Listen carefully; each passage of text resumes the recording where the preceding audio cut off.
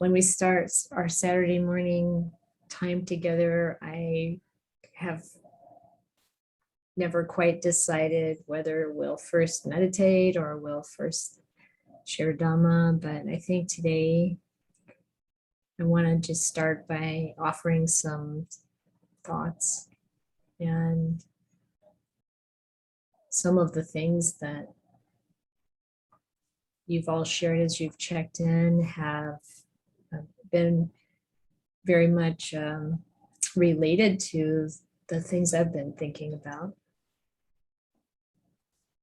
Of course, there's nothing terribly unusual about any of it.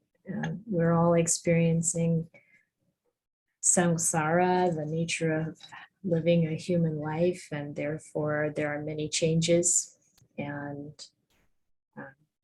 it's sometimes surprising and sometimes it's not, but it's still constant dealing with impermanence. And of course, because we come to our life experience with the Dhamma in hand, we want to use everything that happens in our life as part of our development on the path, and use the Dhamma as a refuge and as a support and as the guide for how we can address the things that come up in life. So I'll first say that we want to dedicate our practice to Carol, who just had a massive stroke, and anyone else who is suffering to one degree or another. That might be any of us, all of us.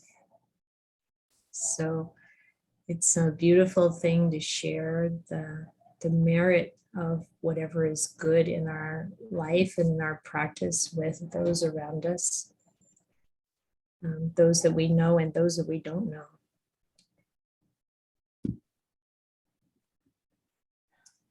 So the way that I've been thinking about this recently is really looking at where we put our attention when we're suffering. And, you know, experiencing dukkha, of course, takes so many different, I want to say, and there are so many different ways in which we experience suffering, experience dukkha. You know, it doesn't have to be full-on suffering, although there's plenty of that. And we recognize that, you know, even the anxiety of having to meet an appointment or something can be dukkha. I mean, it's just really whatever dissatisfaction, whatever agitation, whatever we don't want. Even the excitement of having what we do want is dukkha. But I was thinking mostly in terms of the big things, bigger things, you know, the kinds of things that really want to absorb the mind. And it's good, I think, to look at where we're putting our attention when that happens. Because so much of the time we put our attention on what's external, you know, the situation itself. I mean, of course, we need to think about how to solve the problem. And this really is a talk on solving the problem, which is exactly what the Buddha set out to do when he left home. He wanted to solve the problem of old age, sickness, and death, primarily death. And with us, when we're confronted with something that's unsettling, and our mind will tend to be focused on that problem. And we often think that the cause of the problem is outside of ourselves. You know, it's what someone else did or said, or the conditions of our health, or we look to those things, the eviction notice, the partners decided to leave, the boss that has given us a bad review, or all those things that can happen in life, and the passing away of a friend, or whatever it might be. And we think, if it weren't that way, if it hadn't happened, or if that person would behave differently, or if the situation was different, then we'd be happy. And the truth is that that's not really where the problem is, and therefore it's not really where we want to put our attention. And that's certainly not where the solution is. And that's not where we want to put our attention. And so the first thing to notice is how much we focus on those things that we can't change, and how much we blame other people, conditions, the world. And then to see that that's not where we're going to find peace, happiness, and a way through it. So then another approach that we often take is that we blame ourselves. And this can even be part of the psychology of the Dhamma practice. Like, well, I'm a nun and I've been practicing X number of years and I shouldn't feel the way I feel, that kind of thinking. Or, and any of us has that same kind of story. Or maybe we blame ourselves if it's an interaction with someone and we are thinking we were not as skillful as we would like to be. And while there's nothing wrong with checking in on our skills, and if there's anything we should, make amends for or change, that's fine. But I'm talking about something deeper, I guess, more of a blame of self, thinking that if I were different, then I wouldn't have to go through these things in my life. Or if I were different, this situation would be all right. And it's not necessarily true. And it's also not the solution. We can go through great efforts to try to organize the things around our outer conditions and try to really try to cause other people to change, or we can work to try to perfect ourselves, but that's not going to bring us happiness and peace and the ability to be present with what's happening and still have peace and clarity. And that second part about how we look at ourselves, and well, actually in both directions, it takes some practice and some wisdom to know now how much really to put our attention on those aspects. Particularly because when we're looking at what's happening internally for ourselves, is there's kind of two parts to it, right? There's the part that's productive and the part that's unproductive. Because we want to be able to observe what's happening with the mind, and we want to be able to guide the mind to reflecting upon and being present with the Dhamma. And how we relate to the Dhamma is different than this kind of self-blame.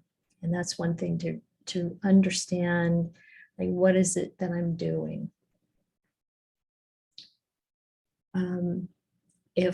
If we can catch that distinction, I think we've come a long way to see that You know, the way we have behaved in situations is also really so much a part of our conditioning, that we're working with this pattern that we've inherited, you might say, from previous lives. And we, in some way, have to find our ability to ground ourselves in the Dhamma and not blame ourselves for that conditioning. It makes it much easier for us to change the way we've approached things in the past, change the patterns. So yesterday I saw a documentary film that I want to recommend. And some of you, I'll be interested to know if any of you've seen it. It's called The Biggest Little Farm. And it came out in 2018.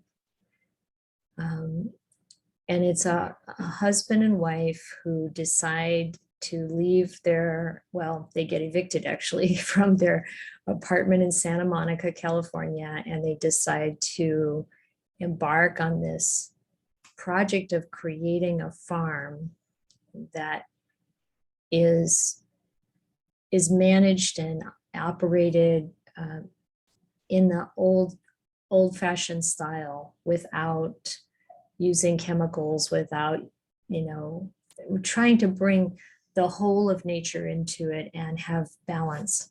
It's a really interesting and beautiful cinematography and really interesting documentary, because they are confronting problem after problem that I know well from growing up on a farm. The ripe fruit on the trees is being eaten by the birds, and the gophers are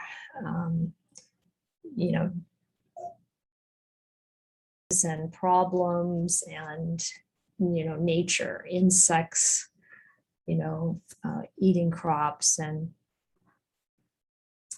in every case, instead of whipping out the insecticides and the herbicides and there is one point where the farmer actually does kill a coyote, but learns quickly that that's not the answer. And it's not a Dhamma movie, but you can see how they learn to reflect upon what's happening from a wider stance than just, we have to get rid of these pests.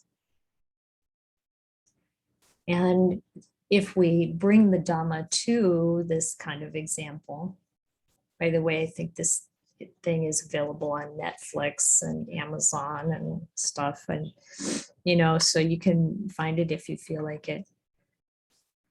But in the same way, when we're using the Dhamma to be present with what's happening in our life, then we turn our attention away from the minutia of the issue, and we look at the big picture. And something like, now I have to move, is really a management issue. Just think of it as management. If I manage this well, it's going to go okay. And even if there are problems, I can manage my way through it. It lets go of letting go of the extra burden of the mental agitation over it, or the feeling of it being unfair, or this is something I don't want. And of course, we know, the story in the suttas about the second arrow, letting go of the mental proliferation around something, letting go of the questioning, and just walk through it. be present with changes we feel and keep going. Right. So what I'm noticing is the many, many, many different ways that we divide our attention and put it on aspects that really aren't helpful.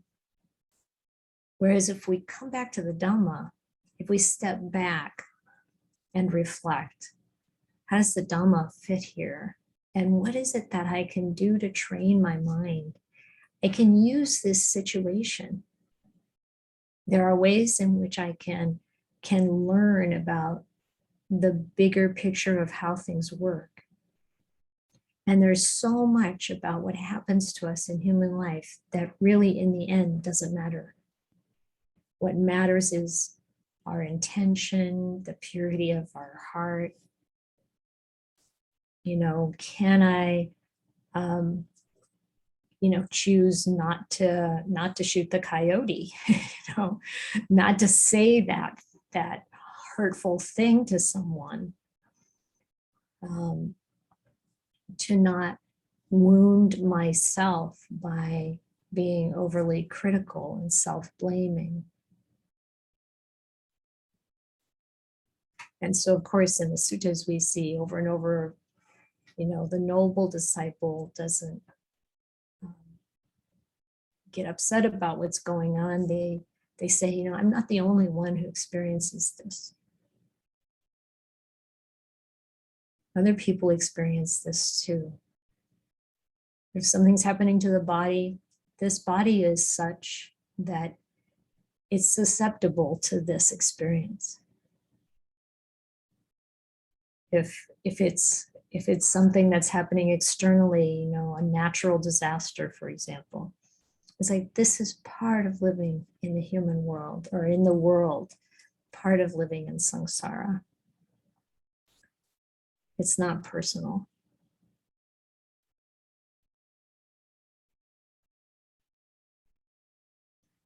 And I think what's interesting, even in the film, was that you see this growing understanding of the way nature works. And, the Buddha and his disciples, always encouraging us to live in nature and to learn from nature. I think Ajahn Chah said you can learn everything from nature. And I think this is how we do it. It's by seeing that the parts of it that I want to push away, that I'm afraid of, that I detest, that I want to eliminate, those parts have a function too.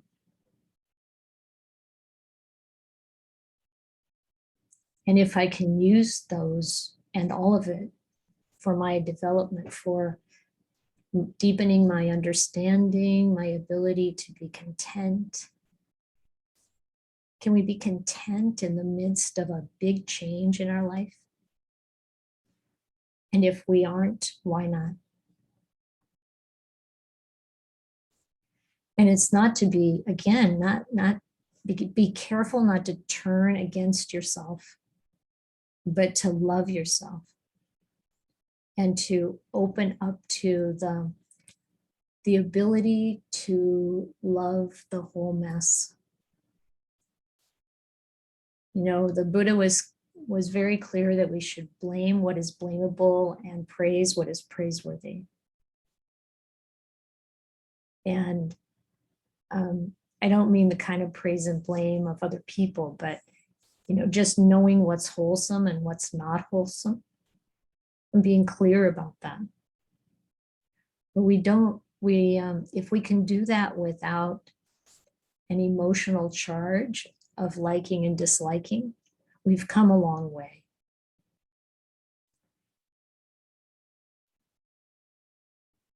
There's a point where one of the farmer's dogs kills one of their chickens in the film. And this is all stuff that's happening in their real life. They live on this farm, or at least they did during those years. It covers like 7 or 8 years. And he says to this dog, I don't know if I can forgive you for that.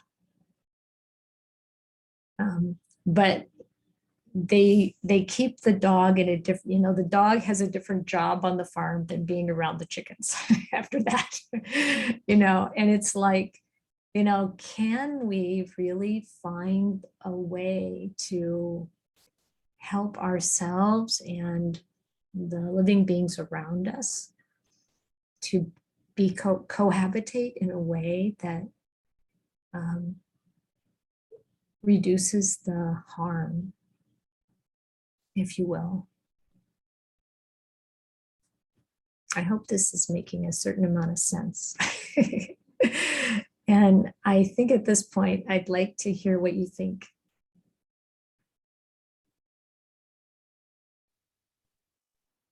Okay. And then you can tell, anyone can say if they don't want their part included, of course, but go ahead, Lynn, sorry. Yeah, I was just saying that I've seen the film. It's delightful.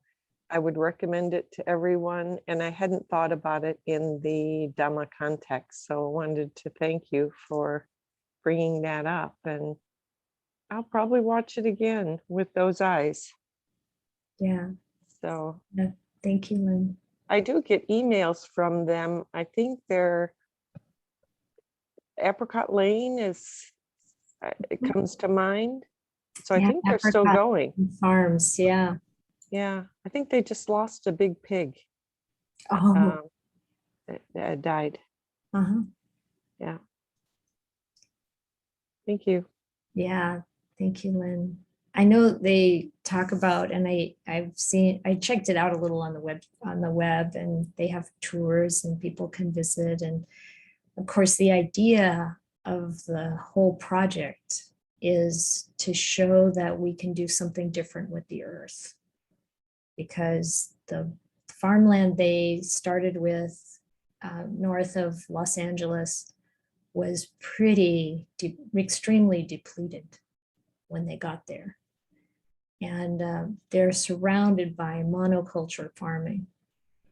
And they completely transformed this 200 acres or something into this amazing diversity of production, and there is so much Dhamma in it. Yes, Paula? Thank you so much for your words of wisdom. They were deeply meaningful to me. I'm just crying because I'm so destabilized right now. And I can't even record properly today. I can't. Oh, it's okay. I'm having trouble. Look, I didn't set it up right. It's kind of messed up, but we'll work through it. My problem has been that I haven't meditated for like 2 or 3 days. Mm-hmm. It's been like nonstop.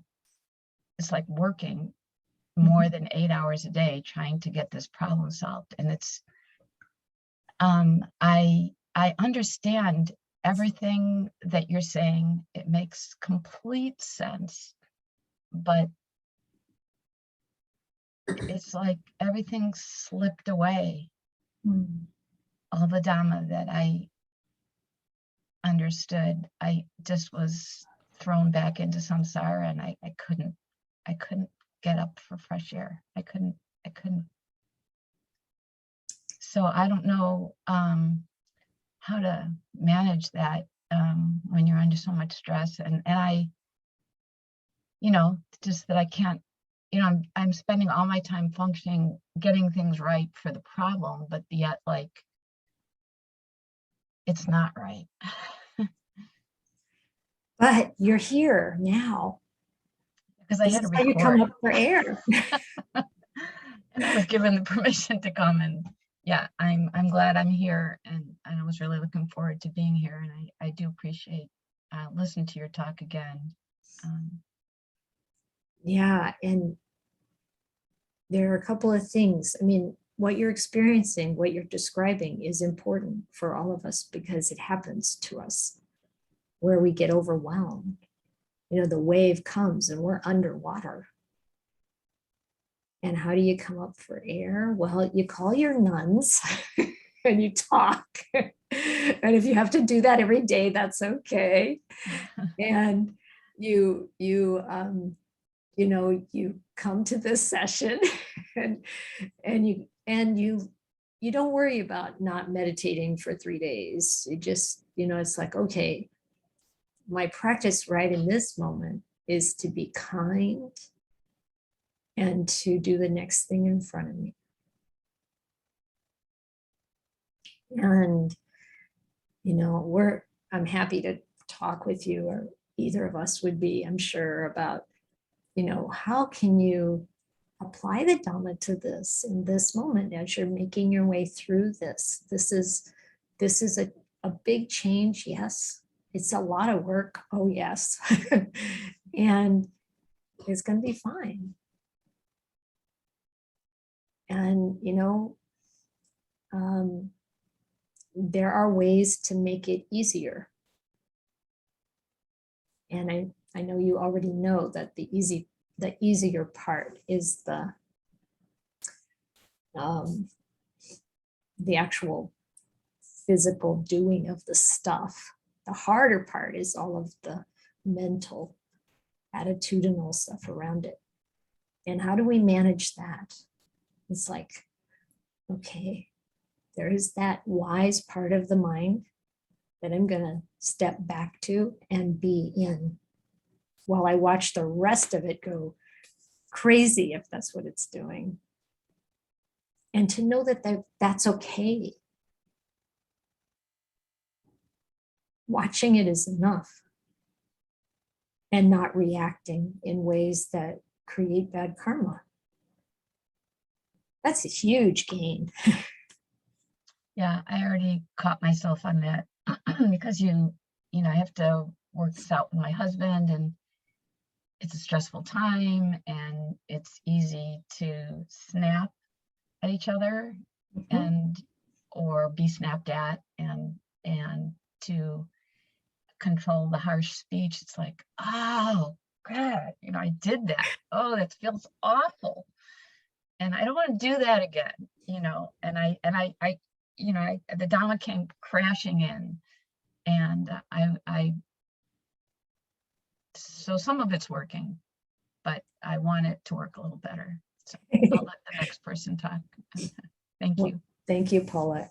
But I love what you're sharing, because this is what happens to all of us, right? And then noticing that it feels awful, being sensitive enough to feel that it feels awful, and then decide to not do it again. This is exactly what people do all the time in practice.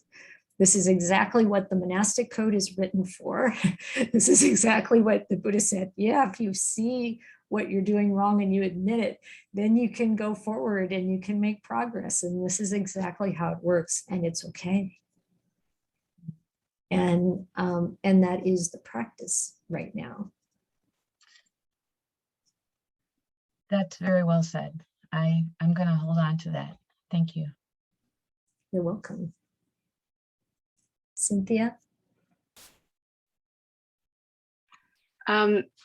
Yeah, a couple things. One, somewhat connected to what Joyce was just saying. When, especially the first, I'm sorry, Paula. So, yeah.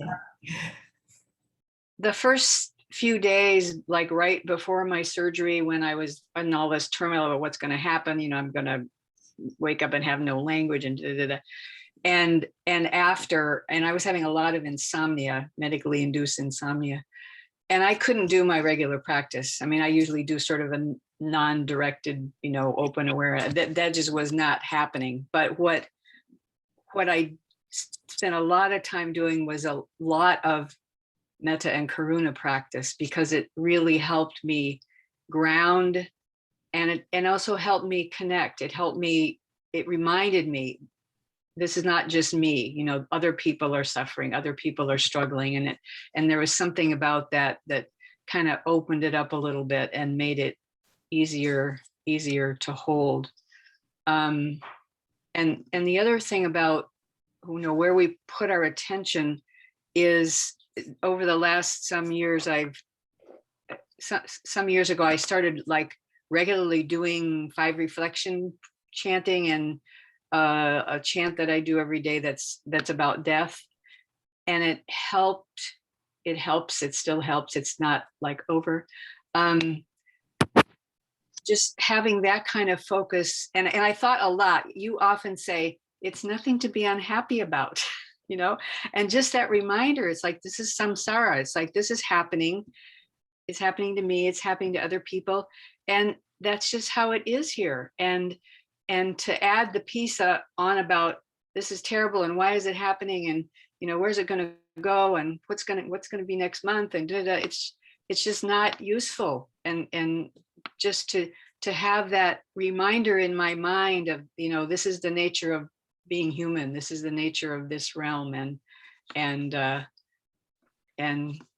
just have to meet it the best I can. So that was all helpful stuff to come rolling back. Yeah, beautiful. Thank you. Yeah, thank you, Cynthia. The reason there's nothing to be unhappy about is because we wake up. And when we see the true nature of this existence and the nature of that everything really is impermanent, it is all falling apart. And there's nothing to be unhappy about, because if that's its nature, and it's more than, it's not logical. You can't make yourself not be unhappy in that way, like that reaction to it. But you can step back and go, wait a minute, there's nothing to be unhappy about here. It's the realization, though, that deep realization that brings a kind of happiness that doesn't go away at some level. It's real. It's so counterintuitive, but that's the fruit of the practice. That's what it means to wake up. To be happy and at peace no matter what, because you know that all of this other stuff just continues and continues and continues. It's endless. Encapsulated beautifully in that movie. You just one thing after another. This animal dies. Now they just, like this effort that we put in is destroyed by this storm that happens, or whatever it is. It's like, this is just, it's endless and normal. And it's, there's nothing there to be unhappy about, because there is awakening. There is freedom from suffering. There is nibbana. And nibbana is not someplace you go after you die. Nibbana is here now. It's a realization, not a destination. It's Patty. It's good to see you. Welcome. Thank you. I know it's just been forever, but I'm back in the country and I'm happy to be here. Since I've come back, actually just in the last few days, I want to just give a rousing bit of applause for Kalyanamita, because they are the ones who can be with us in whatever there is and listen and just reflect back the truth. And this is a very long story, which is I'm not going to tell it, but it began 2 years ago when I left my home in Portland. And that began a series of events, of transitions, of moves, of changes that I just kept saying, oh yeah, this is okay. Well, this is kind of hard. Yeah, that's okay. But what I did not come into contact with was the impact that it was really having on my heart. And it was, what do they call it? Spiritual bypass. Just went, whoop, I just, never mind. And this came up couple of days ago. And so the result of that was not just getting immersed in, oh, how terrible and awful, but what I recognized was the clinging. I just tight-fisted clinging to, oh, and as you say, that was the way it was, and it's different, and then, but it's all based on conditions. It's just the conditions that arise.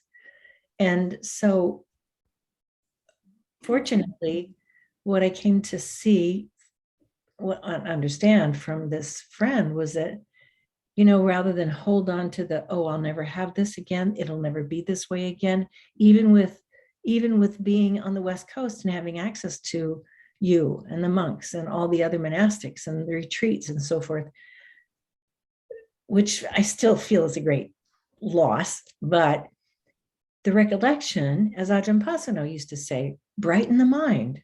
I thought, well, how do you do that? I remember when he said that, I said, how do you do that? And it's the recollection. It's the recollections of those times when you and Ajahn Ananda were with me in my home. We went to the gorge, we went on hikes to recall those occasions that absolutely brighten my mind. And I don't have to, it's allowed me to begin to let go of the grip I had on what I had, and it's gone. And so there's just a softening and a gentling and such appreciation. And I come back to all those experiences now with joy. And I never would have thought that a week ago, not ever. It was like loss, terrible, awful. I don't have this anymore, blah, blah, blah. And that's Dhamma. Thank you. Thank you. You're welcome. And we still want to, as we looked at, I don't know, did we look at it on Saturday morning, or was it a Wednesday night? I don't remember, but looking at this idea of, I think it was a Saturday morning. When is the right time to move? When is the right time to stay? When is the right time to reorganize our life and change the conditions? Because conditions do matter. Yeah. And it's true that, I keep hoping you're going to decide to come back to the West Coast because I think it's better here for you anyway. And you can't go back to what you had before. None of us can. It's not going back, it's going forward. What do you want going forward?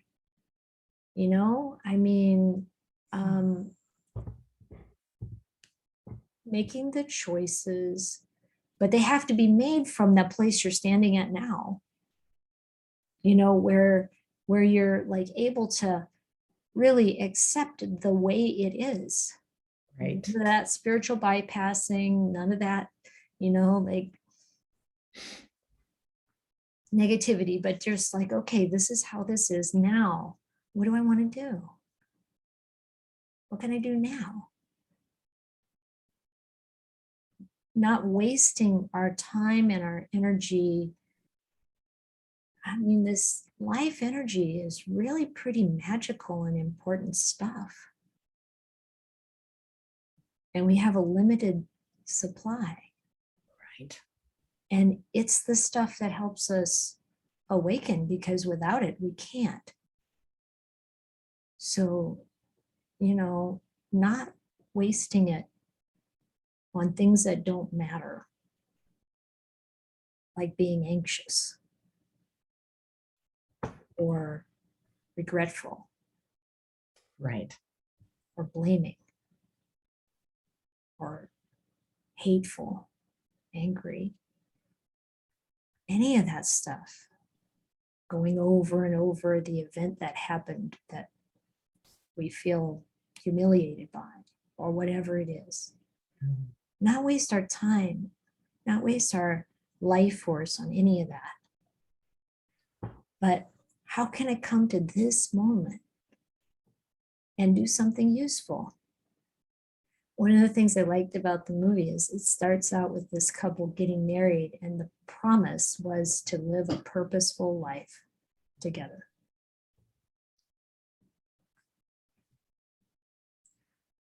Nice. Yeah. So Yeah. I'm looking forward to the next chapter, Patty. Me too. Thank you.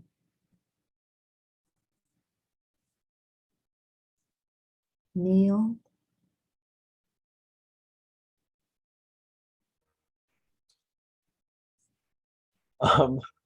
So now I almost hesitate to want to ask my question because I'm getting so much brightness from your responses to the previous questions or comments. But I had a question that came up during your reflection. You said something that intrigued me.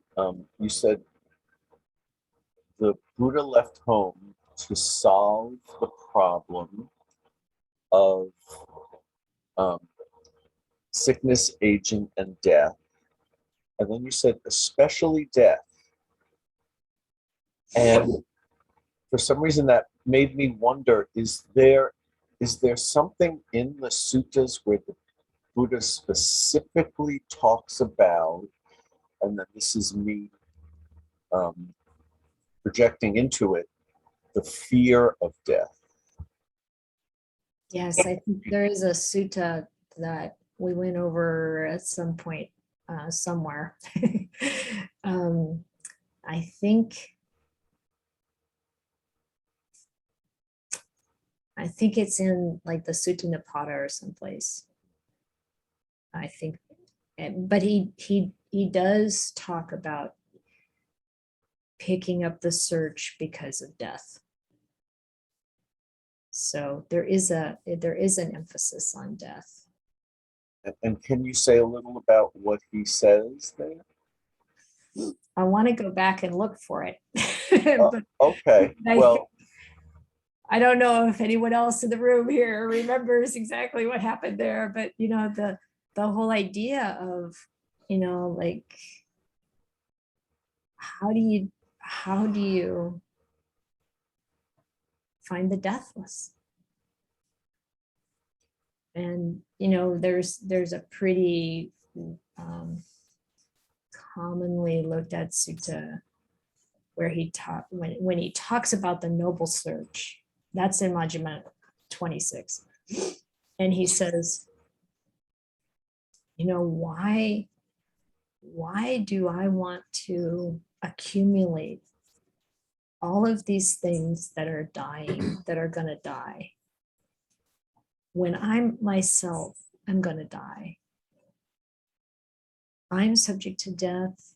Why do I want to get wife and children and gold and silver and animals, and why do I want to have a farm that's gonna have all these things are gonna pass away and die, and like, why do I want to collect all that? No, I want to find the deathless.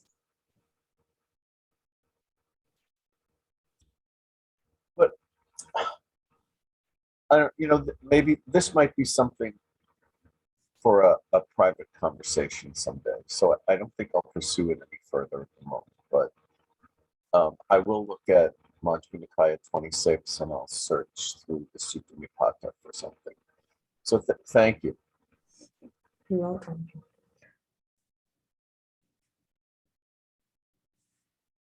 Yeah, I'm happy to keep grappling. And knowing that there is complete peace. That's what he found. And happiness, the highest happiness. And that is not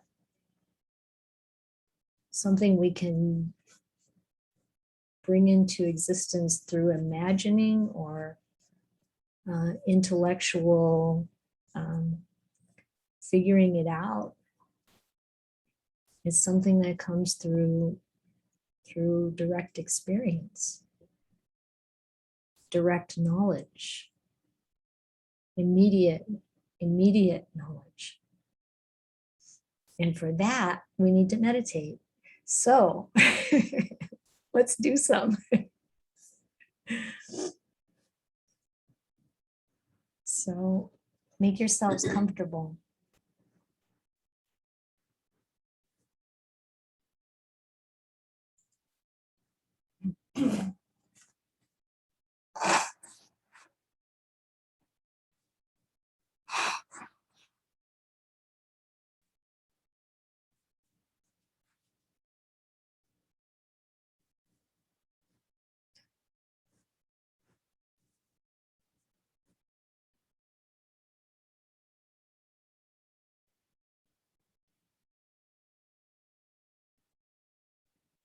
So when you start to meditate, give yourself enough time in the beginning to really settle your body. You can check on the different parts of the body and see how they're doing. Sometimes we're holding tightness in our muscles. And we can invite those muscles to relax. Sometimes we have tightness in our shoulders, our neck, our arms, our hands, our legs, our belly, wherever. And sometimes we can't really relax even by inviting that area of the body to become calm. So then it's useful to tighten those muscles really strong and then let go.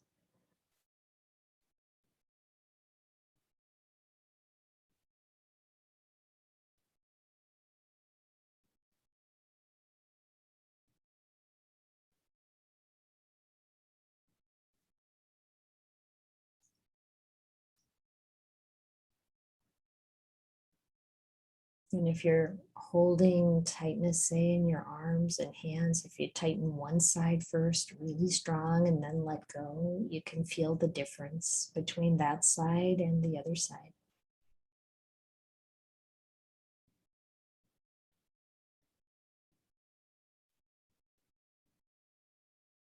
And when we pay attention to our body in this way, we can also have some kindness in it and really being kind and compassionate to the body.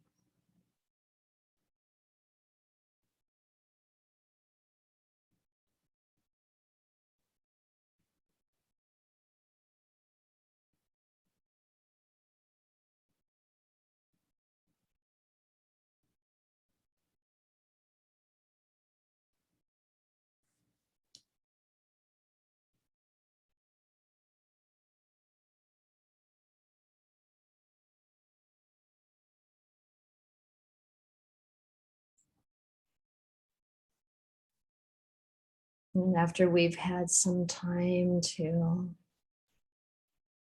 help the body relax,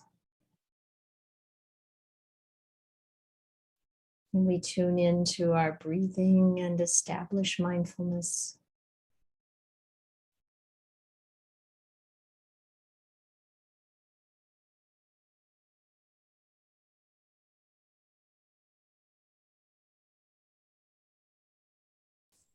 Breathing in with mindfulness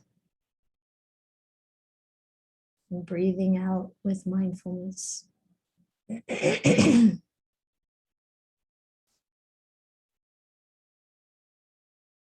again, bringing an attitude of kindness.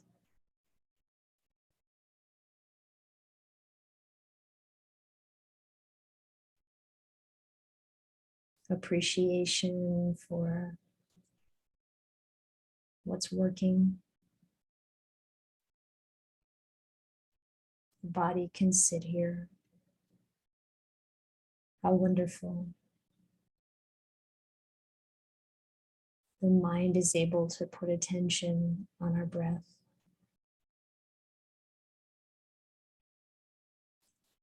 How wonderful.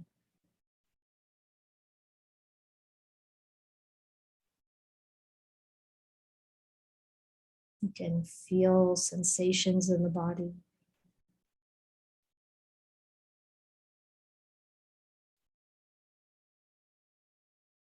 And breathe in and breathe out and expand our awareness to take in the whole body and feel it.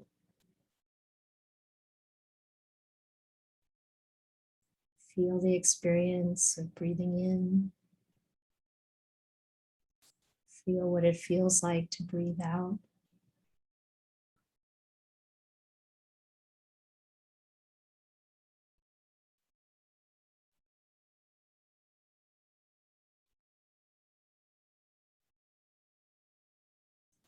Maybe take a few extra deep breaths to give ourselves some extra relaxation.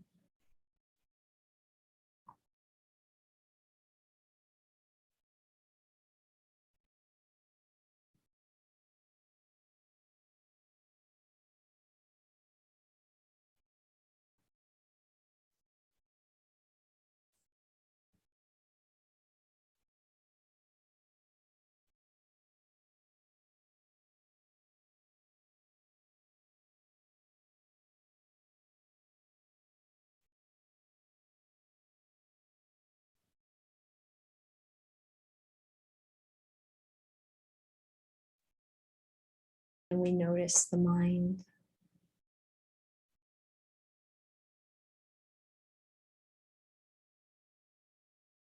We breathe in and breathe out, aware of the activity in the mind, and invite it to calm down.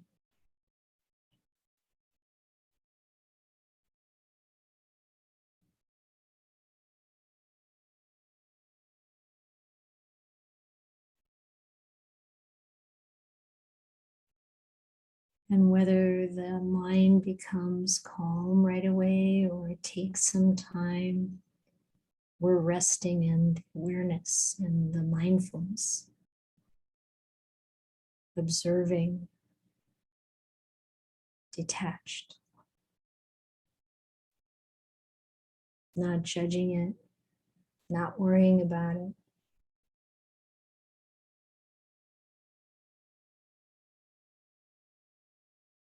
The Buddha said we can feel feelings detached. The mind can have thoughts and we can be detached about it, observing, kind, but not involved.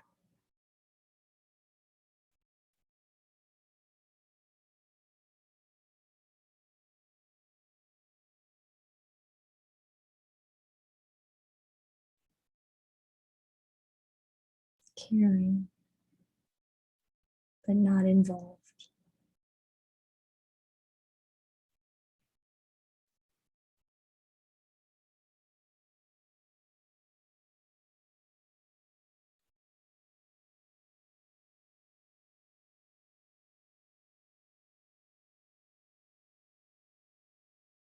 Wise and aware, knowing,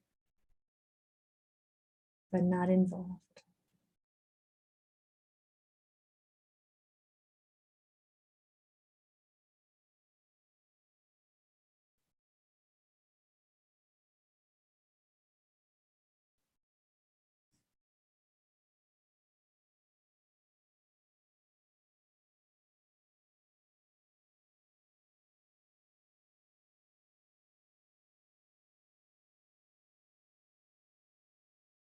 This is how we rest.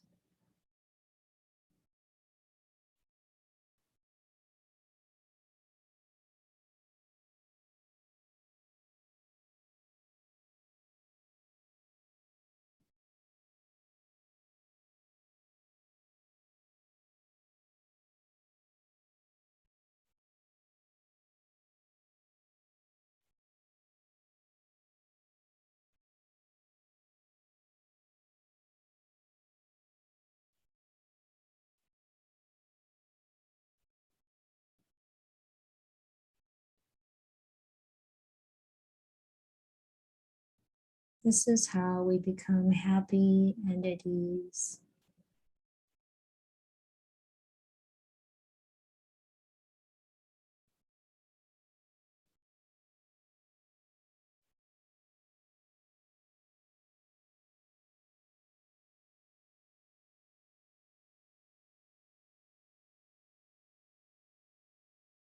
Grounded in awareness, grounded in mindfulness, grounded in wisdom.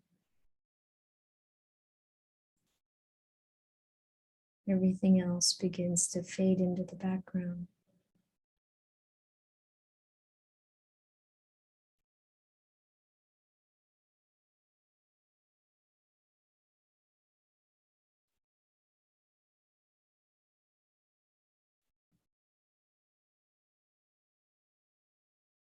Using the breath as an anchor.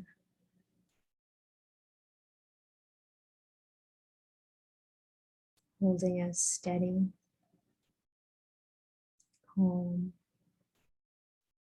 peaceful, and happy.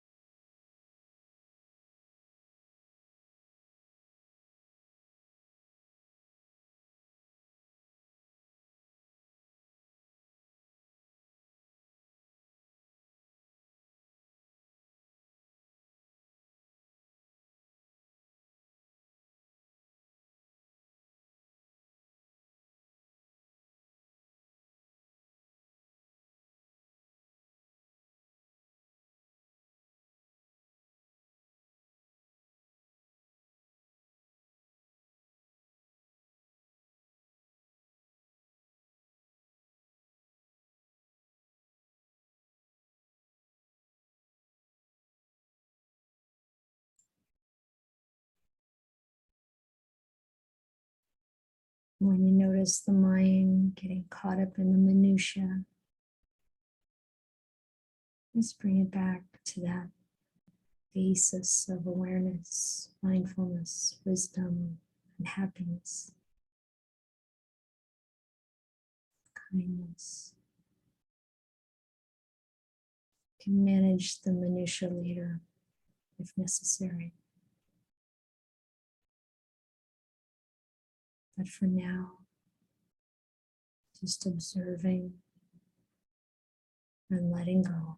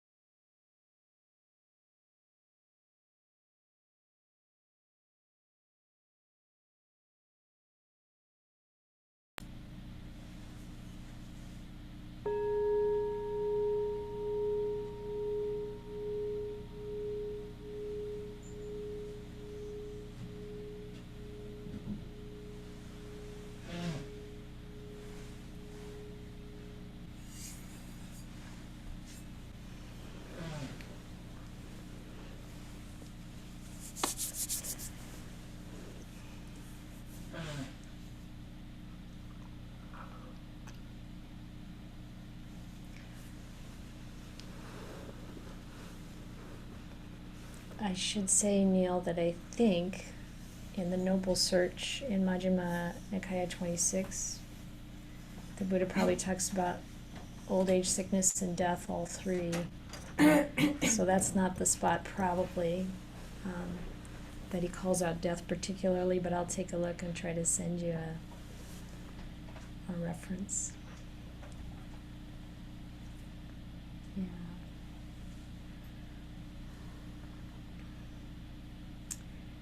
Is there anyone who would like what they've shared extracted from the recording? Or are you good? Cynthia's left, but I think she's going to be fine with it. Everybody okay? All right. I hear people really appreciate the recordings, and you know, everybody's working with the same material, so it's helpful to hear how people approach it. Any last comments? Questions?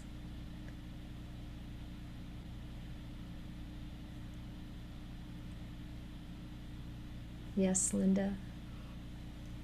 I just wanted to say that although I'm personally not going through any major changes right now, I just found the all the comments and your reflections, so helpful today and such a good reminder. Thank everyone. Thank you, Linda. Neil?